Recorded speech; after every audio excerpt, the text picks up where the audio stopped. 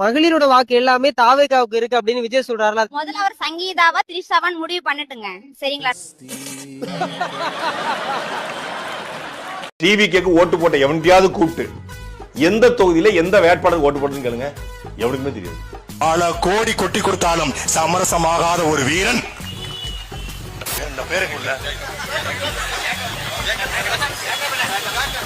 பல கோடி கொட்டி கொடுத்தாலும் விலை போகாத வீரன் என் தம்பி ஜாக்கப் அவர்.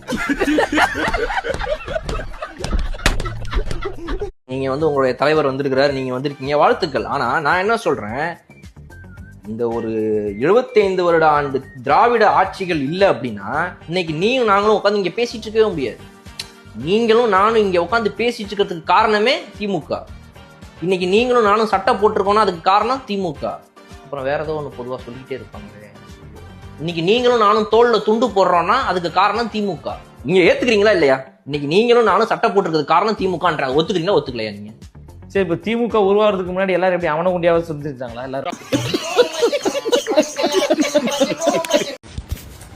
ஹாய் கைஸ், எங்க அம்மா அம்மா யாருக்குமா ஓட்டு போட்டேன் சொல்லுவா. நான் டிவி கேட்க போட்டேன். நானுமே டிவி கேட்கலாம்.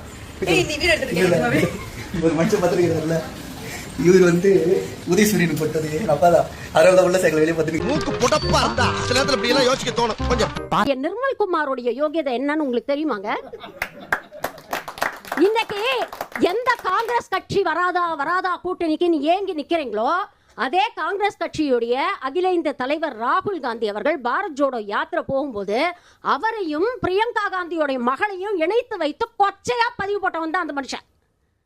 உங்களுக்கு எல்லாம் பெண்களுடைய பாதுகாப்பை பத்தியோ பெண்களை மதிக்கிறது பத்தியோ பேசுறதுக்கு என்ன தகுதி இருக்கு? அப்புறம் உதயநிதி தூங்கிட்டாரு. உங்கால 72 நாளா பணிகளை தூங்க. உதயநிதி 2 நிமிஷம் தூங்கிட்டாராம். அது இவங்க கண்ணை உறுத்துது. மேடையில ஏறி யாருக்கிட்ட ஓட்டு கேட்கிறாரு தெரியுமா? வழக்கமா எல்லா தலைவர்களும் என்ன பண்ணுவாங்க, மக்களுக்கு செய்யக்கூடிய நலத்திட்டங்களை சொல்லி நாங்க இவ்வளவு சாதனைகள் செஞ்சிருக்கோம், இனிமேல் ஆட்சிக்கு வந்தா நாங்க இதெல்லாம் செய்வோம் அப்படின்னு சொல்லி ஓட்டு கேட்பாங்க. நம்மால எப்படி தெரியுமா ஓட்டு கேட்பாரு? குட்டீஸ், உங்க ரீல்ஸ் எல்லாம் நான் பார்த்தேன், சூப்பரா இருந்துச்சு. அடுத்த தடவை நீங்க ரீல்ஸ் பண்ணும்போது மம்மி விஜய்க்கு ஓட்டு போடுங்க, டாடி விஜய்க்கு ஓட்டு போடுங்க. இப்படி இருக்கிற கட்சியை நம்பி ஆட்சியை ஒப்படைச்சா நீங்க யோசிச்சு பாருங்களேன். இதெல்லாம் அவன் படுத்துற பாட்டுக்கு தூக்குல தொங்கிடலாம் போல. சாதாரணமா ஒரு முள்ளங்கி சாம்பார் ரசத்தை சாப்பிட்டு கையை கழுவிடுவார். நான் கேட்பேன், ஏன் சார் ஏன் இவ்வளவு சிம்பிளா சாப்பிடுறீங்க? அவர் சொன்னாரு, பிரதர் நீங்க சின்ன வயசுல நல்லா ரசிச்சு ருசி எல்லாத்தையும் கடிச்சு சாப்பிட்டு பழகி இருப்பீங்க. நான் வெறும் சத்துணவு சாப்பிட்டு உயிர் வாழ்ந்த ஒரு மனுஷங்க இங்க வந்து நிக்கிறேன் சொல்றான்னு சொன்னா. எனக்கு ஜென்ரலாக நான்வெஜ் தாங்க ரொம்ப பிடிக்கும். இப்போ கொஞ்ச நாள் என்ன ஆகிப்போச்சு, இந்த டியூஸ்டேயும் ஃப்ரைடேயும் வெஜிடேரியன் தான் பண்ணணும் அப்படின்ட்டு ஒரு ரூல் போட்டாங்க வீட்டில்.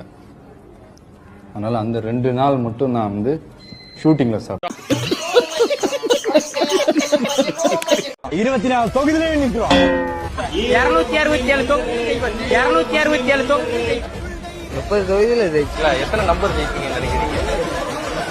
கிட்டத்தட்ட ஒரு 4 தொகுதி பண்ண வச்சுங்க. 5 கொள்கை தலைவர்லாம் அறிவிச்சிருந்தாங்கல்ல, அதுல உங்களுக்கு யாரும் பிடிக்கும்? அவர் பேர் என்ன, ஈரோடுல ஒருத்தர் இருக்கிறாருல்ல தலை, செந்தில் பாலாஜி. இந்தியாவுல இருக்க அறிவாளி பூரா நம்ம ஊர்ல தான் இருக்காங்க. கண்ணு வைக்காத, இதுல கண்ணு வேற வைக்கிற.